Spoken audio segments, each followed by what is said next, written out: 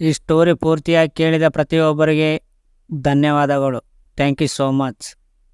ಇಂತಹ ಗುಣಗಳಿರುವ ಮಹಿಳೆಯನ್ನು ವಿವಾಹವಾದರೆ ಸಂಸಾರ ಸುಖವಾಗಿರುತ್ತೆ ಎನ್ನುತ್ತಾರೆ. ಮದುವೆಯಾಗುವ ಹುಡುಗಿಯಲ್ಲಿ ಈ ಎಲ್ಲ ಗುಣಗಳು ಇದ್ದರೆ ಮನೆ ಹಾಗೂ ಸಂಸಾರ ಸುಖಕರವಾಗಿರುತ್ತಾರೆ ಎನ್ನುತ್ತಾರೆ. ವೈವಾಹಿಕ ಜೀವನದ ಉತ್ತಮವಾಗಿರಬೇಕಾದರೆ, ಸುಖಕರವಾಗಿರಬೇಕಾದರೆ ಉತ್ತಮ ಜೀವನ ಸಂಗಾತಿಯನ್ನು ಹೊಂದುವುದು ಬಹಳ ಮುಖ್ಯ. ಅದಕ್ಕಾಗಿ ಮದುವೆಗೂ ಮೊದಲೇ ಹುಡುಗ ಹುಡುಗಿಯ ಬಗ್ಗೆ ಸಂಪೂರ್ಣವಾಗಿ ವಿಚಾರಿಸಿ ನಂತರ ಮುನ್ನಡೆಯುತ್ತಾರೆ.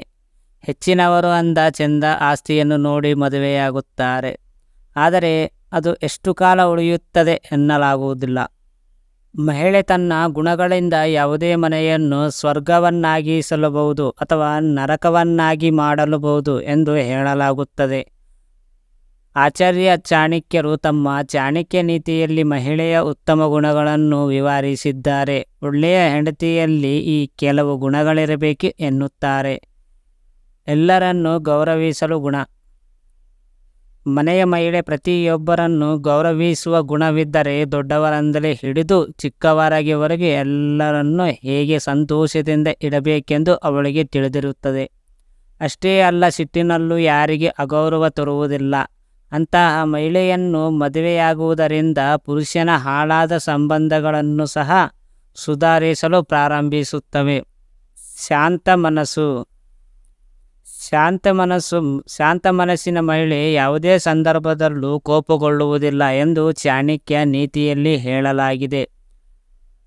ಆಕೆ ಸ್ಥಳ ಮತ್ತು ಸಮಯಕ್ಕೆ ಅನುಗುಣವಾಗಿ ಚಿಂತನಶೀಲವಾಗಿ ವರ್ತಿಸಲು ಸಾಧ್ಯವಾಗುತ್ತದೆ. ಅಂತಹ ಮಹಿಳೆ ತನ್ನ ಗಂಡನ ಜೀವನವನ್ನು ಸುಲಭಗೊಳಿಸುತ್ತಾಳೆ. ಧಾರ್ಮಿಕ ಮಹಿಳೆ ತನ್ನ ಗಂಡನ ಭವಿಷ್ಯವನ್ನು ಬದಲಾಯಿಸುವ ಸಾಮರ್ಥ್ಯವನ್ನು ಹೊಂದಿದ್ದಾಳೆ. ಅವಳು ಯಾವಾಗಲೂ ತನ್ನ ಕುಟುಂಬವನ್ನು ಅನ್ಯಾಯದಿಂದ ರಕ್ಷಿಸುತ್ತಾಳೆ. ಈ ಕಾರಣದಿಂದಾಗಿ ದೇವರ ಆಶೀರ್ವಾದವು ಯಾವಾಗಲೂ ಮನೆಯ ಜನರ ಮೇಲೆ ಇರುತ್ತದೆ. ಅದಕ್ಕಾಗಿಯೇ ಚಾಣಕ್ಯ ಯಾವಾಗಲೂ ದೇವರನ್ನು ನಂಬುತ್ತಾ ಮತ್ತು ಧರ್ಮವನ್ನು ಆಚರಿಸುವ ಮಹಿಳೆಯನ್ನು ಮದುವೆಯಾಗಲು ಸಲಹೆ ನೀಡುತ್ತಾರೆ. ತಾಳ್ಮೆಯಿಂದಿರುವುದು. ಆತುರದ ಕೆಲಸ ಹಾಳು ಎನ್ನಲಾಗುತ್ತದೆ. ತಾಳ್ಮೆಯಿಂದ ಕೆಲಸ ಮಾಡುವ ವ್ಯಕ್ತಿಯ ಕೆಟ್ಟ ಸಂದರ್ಭಗಳಲ್ಲಿಯೂ ಉತ್ತಮ ಗುಣಮಟ್ಟದ ಕೆಲಸವನ್ನು ಮಾಡುತ್ತಾನೆ.